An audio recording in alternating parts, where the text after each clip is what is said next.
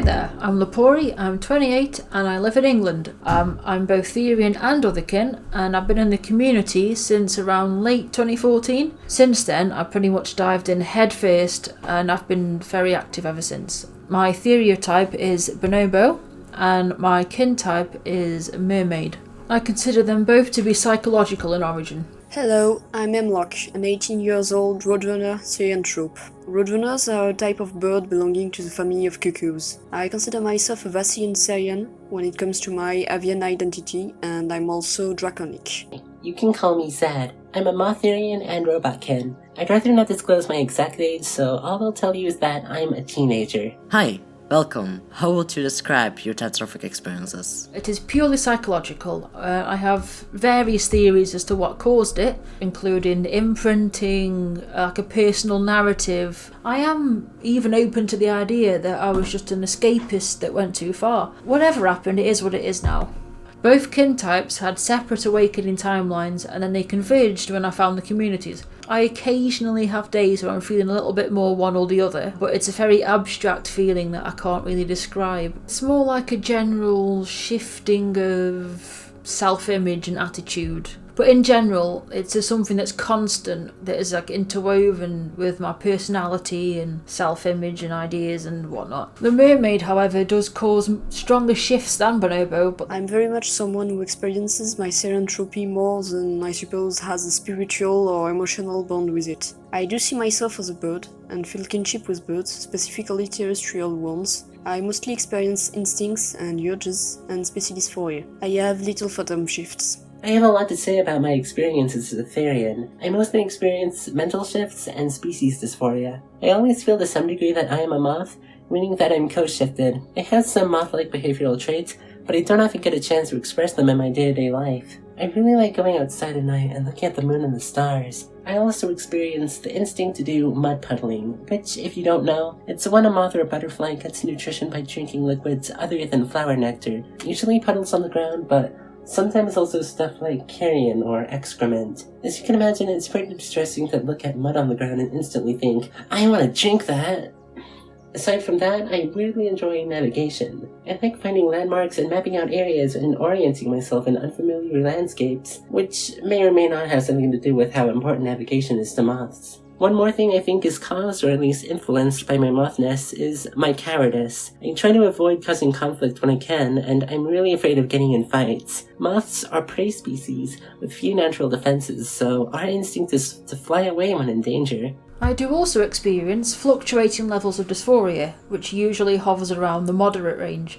It was actually a deciding factor in awakening in the first place. At this stage of my life, bonobo theriotype is the culprit of most of it. It manifests as like a general loneliness and homesickness. I don't feel quite fulfilled with this way of life. I sometimes feel like I'm doing life wrong and clumsily, merely performing like tricks like a chimp's tea party. Triggers for this are usually like complexities in like relationships and also world politics. Body dysphoria is also quite present, especially concerning like arms, feet, face, hair, but the social side of things is what hits me harder than the body, to be honest. When I was a kid, I was only aware of being a mermaid. That's the oldest kin type I have. I used to be just really frustrated and like angry that I wasn't literally a mermaid. Like I used to lie there in bed like, if only I had gills, which sounds kind of silly, but it was a big deal at the time. In my teens though, I found out that you can get those tails that you can swim in, and just knowing I have an option just made it a lot better. For these reasons, I consider my sort of own brand of therianthropy to be more akin to transspeciesism, really. On the topic of my dysphoria, the parts of my human body that cause me the most distress are my torso and my lack of limbs. A moth's body is split into 3 parts, however, the human body is arranged very weirdly compared to that. The thorax and the abdomen are merged into one large mass, and there are only 4 limbs, rather than 6 legs and 4 wings. It's not what I expect my body to be shaped like at all. Are your Theriotypes unusual or common? I would consider my theriotype to be rather rare. Over the years I've met 3 other bonobo Therians. Only 2, including myself, really keep track of the community anymore. Apes in general are more numerous than you'd expect when you count the other species, but are still few and far between and they aren't particularly active. I just happen to know them. I'm usually the first ape all the Therians have met. Mermaids are probably pretty common, to be fair. Being draconic isn't rare at all. In fact, it's one of the most common experiences in the mythical beast category, but since mine is linked to my avian nature, I do experience it in a way a little bit different than a lot of dragons I know. I don't consider any other animalistic experiences a stereotype, but I do have a tie to arthropods, which is another unusual experience. I only have one theriotype, which is a moth. However, I'm not just a Therian. I'm also a robotkin, which isn't too common from what I've seen. Why do you deem those stereotypes unusual? The basic fact that there's so few of us. Plus, Therians typically go a bit further afield genetically. My theriotype is literally man's closest relative. The most common theriotypes I see tend to be animals that behaviourally are easy for a human to empathise with, but physically still very distinct. I didn't originally feel like it was an experience that was so out there, but my experience in the community did prove to me that even being avian was unusual. I've only met one other cuckoo, Kukal, and they weren't very active, so at this point, yeah, I did accept that I probably wasn't something common. There are very few people who identify as moths, or as robots. We're not very common. How do others define unusual stereotypes? What are the factors for something to be deemed an unusual stereotype? I imagine low numbers would be a qualifier for most people, and also any animal that is behaviourally or physically different to most common stereotypes, either because they're very human-like or because of the opposite reason, like an insect. You can't really fathom what it's like to be an insect the same way you can a cat. From what I've seen, either when it's an animal they've never seen before, or almost never when it's something they deem as weird. There's also the factor of people talking about experiences that most of the community doesn't relate to, because an uncommon dog breed or extinct basal canine would still feel pretty at home with a lot of canine experiences, whereas an arthropod will talk about things that only them and a few other experience. Generally, I think people find non-mammalian theriotypes weird and non-vertebrate ones even weirder. Going into the larger otherkin community, organic kin types are generally more widely accepted than inorganic kin types, like machines. This align with my perception. Theriotypes that the community finds weird seem to also be really uncommon in terms of numbers. There are way more Therians who are wolves than, say, birds, and even birds heavily outnumber insects. However, in the case of otherkin, it does seem that machinekin are much more prevalent than insectoids and the like. I'm not sure why this is. How did you discover your unusual stereotypes? I found the species first, and then discovered the nature of the connection afterwards. As a child, I didn't think of myself as a non-human ape, I was just me. But it's very unsurprising to me now that I did end up seeing myself as a bonobo later in life. I remember kid me playing games where I would pretend to be a wild jungle man when I went to country parks, for example, and I'd always been rather uninhibited and open and didn't quite understand taboos. I initially looked into the furry fandom for answers and felt really truly seen. It was clear it wasn't just a character. I also started taking regular trips to the zoo to watch bonobos, and it was these visits which really cemented the feeling that these were indeed my people.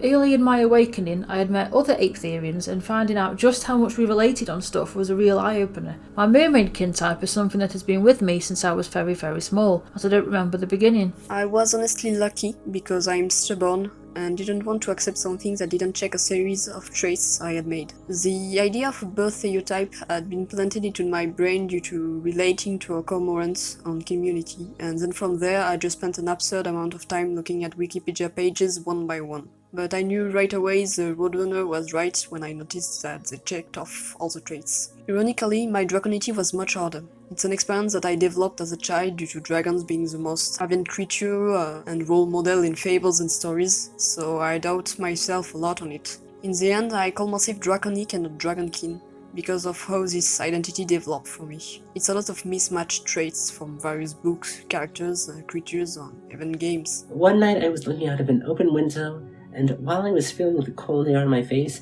and looking into the dark sky, trying to figure out whether or not I really was a moth, I had a really strong mental shift. I became acutely aware of all the ways my human body was different from a moth's, and it suddenly felt really unnatural to inhabit. At the time, it didn't feel unnatural in a bad way. It was like I had finally put on glasses after spending years stumbling around in a blurry world, and it turned out that the clear world looked like a funhouse mirror. I started having dysphoric shifts afterwards. What is it like to have an unusual stereotype?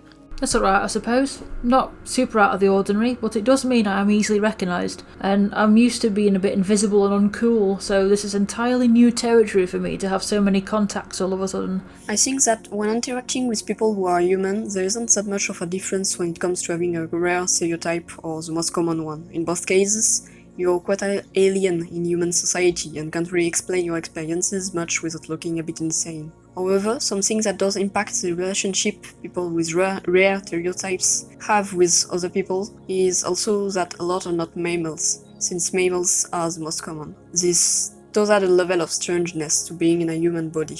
Well, I appreciate the unique perspective it's given me. I'm an artist, and I've used my inside as a moth a lot in making my art. It's influenced a lot of the themes I explore in my work. It's unfortunate that I feel dysphoric about my human body, but it's the only body that I've got. There's a lot that I can use it for that I couldn't do in a normal moth's body. What is it like to have an unusual stereotype within the community specifically? I don't feel especially left out, everyone has been very welcoming. One thing I will say is I sometimes find some Therian slang terms a little unrelatable, things like pack and pup and howl and mate and so on. A common sight to see is Therians lamenting about their humanity, being particularly distressed at how ape-like their body is. I don't find this bothersome per se, it's more amusing than anything, because that's the very thing I find least distressing about being human. Mostly it's quite lonely. The people I met with which I could have deep discussions on what it means to be avian and have them relate to what I say and reply with their own experiences can be contained in my hands. Even in those people, I mostly meet raptors, birds, especially barn owls and red-tailed hawks, not some that hunt like me or are semi-terrestrial. I did not, however, get bullied or doubted, which I think mostly comes from the fact that although it's a rare stereotype, it's not one associated with things that are seen as gross or weird, and is still tied to birds which are, if uncommon, at least seen in the community. Having such a rare stereotype means there aren't many people in the community I can deeply relate to. Insects are a rare sight in the Therian community. I'm not sure how much I mind not having many others like me.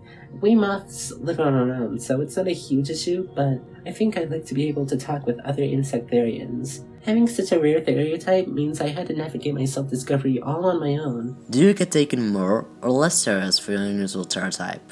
I'm generally more serious. When I entered the community, grilling was beginning to get phased out but still clung on in some circles. However, I somehow avoided being grilled and people took my word for it.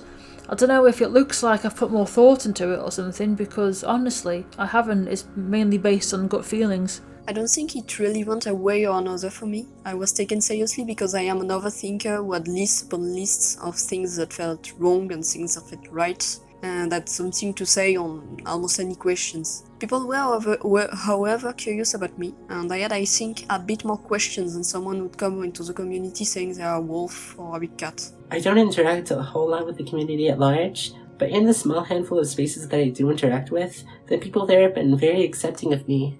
If you also have a common stereotype, can you explain the difference in experiences? Not a massive difference. People are just as willing to take my word for it where Mermaid is concerned, not really faced any grilling there. It doesn't usually get mentioned by other people in general. People are usually more curious about the whole bonobo thing.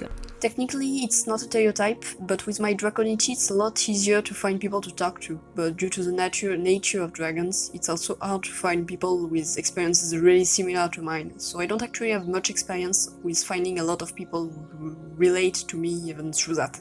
Have you ever been excluded out of a Therian pack due to your stereotype being unusual? It's not something I seek out, not really my scene. I'm more likely to be excluded from a pack for being too old for one. It's more of a teen thing. I've never been much of a pack person. The friend group I've formed over the years was more of a consequence of us relating to each other and being interested in each other's experiences, so not really joining a pack for the idea of a pack. I did, however, see labels such as wolf-only pack, but I mean that's fair. I did join bird communities to be able to talk about avian experiences, so I feel everyone has a right to have a stereotype-specific space.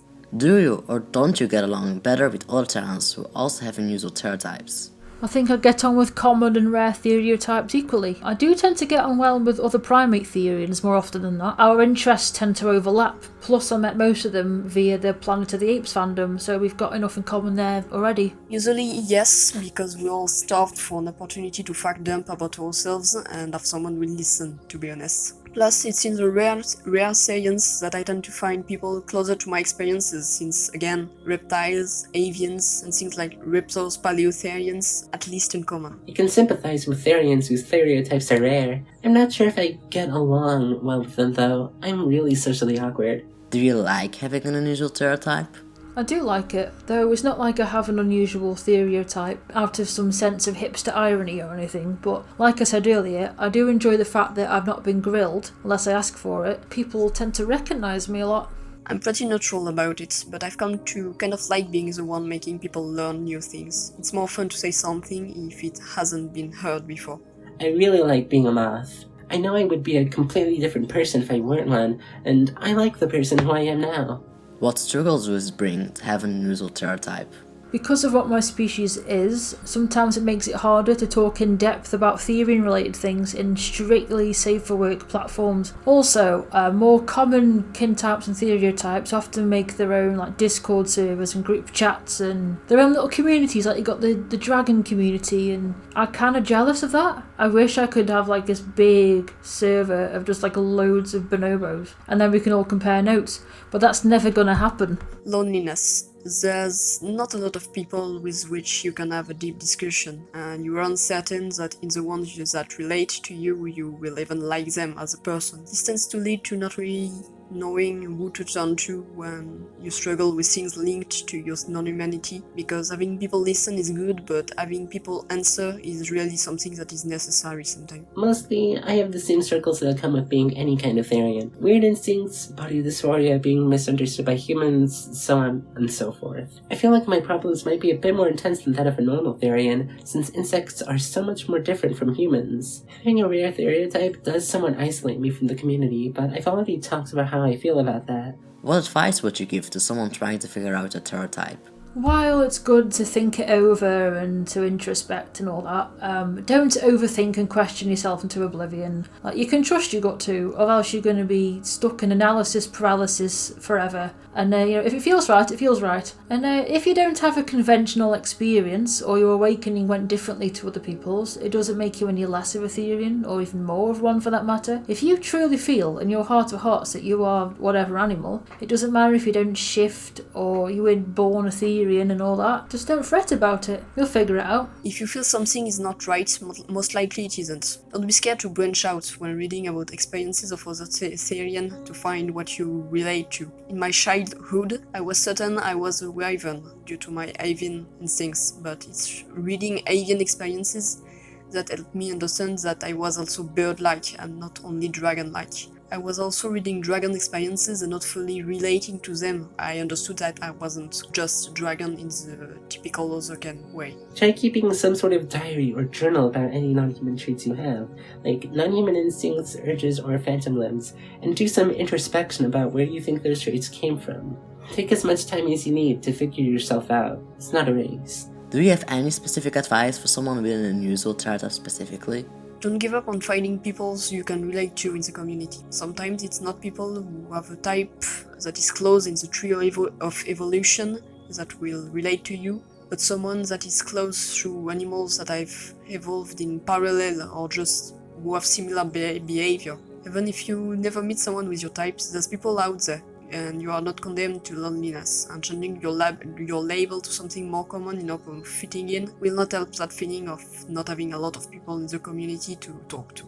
Try to stick through it, even when you're feeling lonely or confused. If you can, try telling people about your unique experience. The more people there are sharing their views in the community, the better, as you might meet someone else who has the same or a similar stereotype.